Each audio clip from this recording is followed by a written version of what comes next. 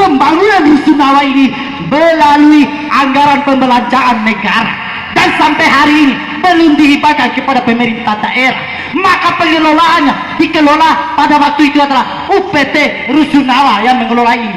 Tetapi kenapa kemudian UPT itu diganti oleh Perkim, Dinas Perkim? Kenapa? Karena ada banyak masalah, karena ada masalah seperti ini, sehingga pengalihan pengawasan dan pengurusan Rusunawa itu ada di Dinas Perkim hari ini, saudaraku sekalian. Karena ada masalah, kenapa kemudian UPT dilengsarkan dan diambil alih oleh Dinas Perkim dengan harapan bahwa Dinas Perkim ini mampu menyelesaikan segala persoalan yang terjadi, baik tentang fasilitas, kemudian hak-hak warga Rusunawa, semuanya diharapkan Dinas Perkim mampu menyelesaikan itu. Tetapi yang terjadi hari ini, kawan-kawan, seperti yang kita dengarkan bersama tadi, apa keluhan warga Rusunawa yang dieksekusi paksa? Hanya lantaran yang kritik katanya. Emangkah negara ini anti kritik? Kita memahami kedaulatan tertinggi ada di tangan rakyat. Pasal 1 ayat 2 Undang-Undang Dasar tahun 1945 kemudian dilindungi dengan pasal 1 ayat 3 bahwa negara Indonesia adalah negara hukum. Jadi segala sesuatu diatur secara rinci dalam peraturan perundang-undangan. Maka tidak boleh sewenang-wenang atau yang sering disebut dalam bahasa hukumnya abuse of power, penyalahgunaan kewenangan. Kemudian viktimologi hukum menyampaikan fos populis, fos God. Suara rakyat adalah suara Tuhan. Jadi jangan bukan suara rakyat dengan ancaman pengusiran paksa. Nah, ini kejahatan extraordinary crime di mana pada Perserikatan Bangsa-Bangsa pada tahun 1948 mengakui hak asasi manusia tidak boleh dikurangi apalagi didiskriminasi. Declaration of Human Rights pada pasal 6 jelas kalau diteruskan dalam Undang-Undang Dasar kita, konstitusi kita pada pasal 28 itu jelas hak asasi manusia tidak boleh dirampas apalagi didiskriminasi seperti ini hanya lantaran katanya dia itu kritis.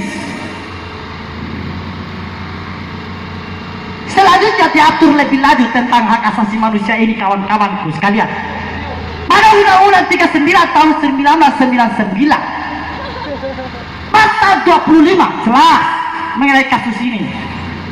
Dilanjutkan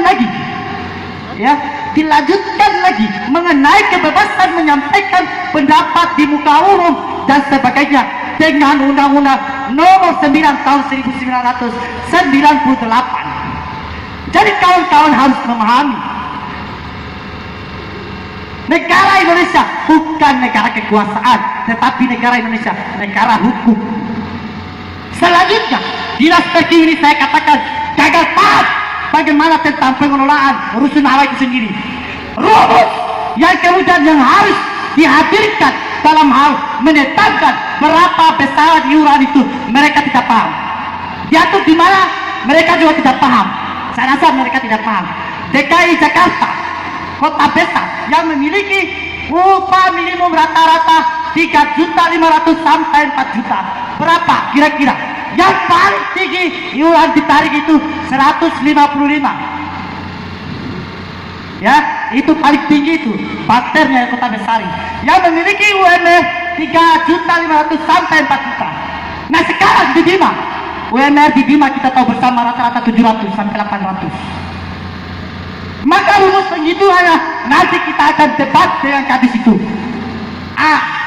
Kemudian dengan kadis yang katanya seakan-akan tidak memiliki etika, kawan-kawan. Kalau mau dilihat, kita akan tunjukkan videonya.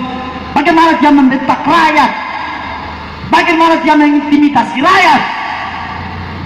Yang sesungguhnya ASN itu merupakan pejabat publik yang kemudian etika dan tingkah lakunya diatur secara khusus dengan peraturan perundang-undangan tentang etika dan kedisiplinan ASN itu sendiri.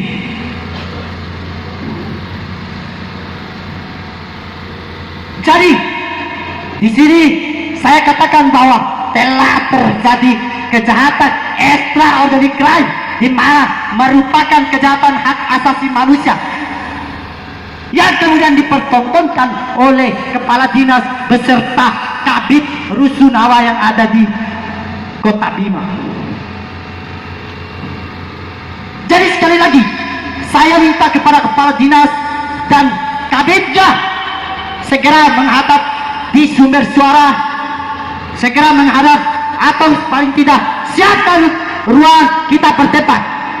Ya, jangan sewenang-wenang. Jadi teman-teman itu sudah diatur oleh hukum, termasuk kita ini menyampaikan pendapat ini sudah diatur oleh hukum. Jadi tidak salah-salah.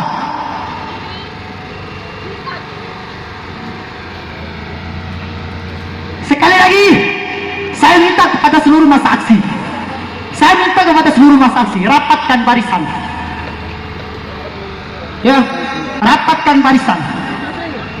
Kita akan lihat kejahatan itu, kita akan bongkar bersama. Di mana pada awal masuk di Rusunawa itu hanya 35.000, plus untuk TV kabel 15.000.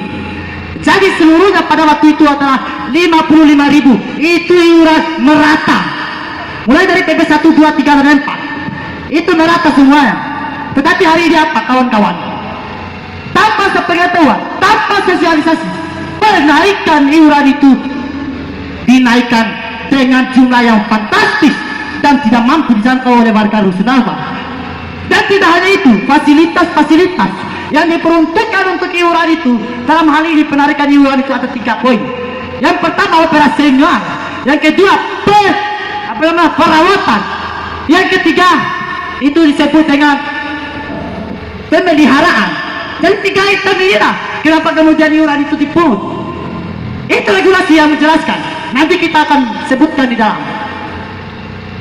Jadi selama kesepakatan kemarin di kantor DPR tahun 2019 bahwa karena ini belum dihibahkan ke daerah dan belum ada perwali yang mengaturnya lebih lanjut kaitan dengan peraturan saya sebutkan tadi mengenai penagihan itu,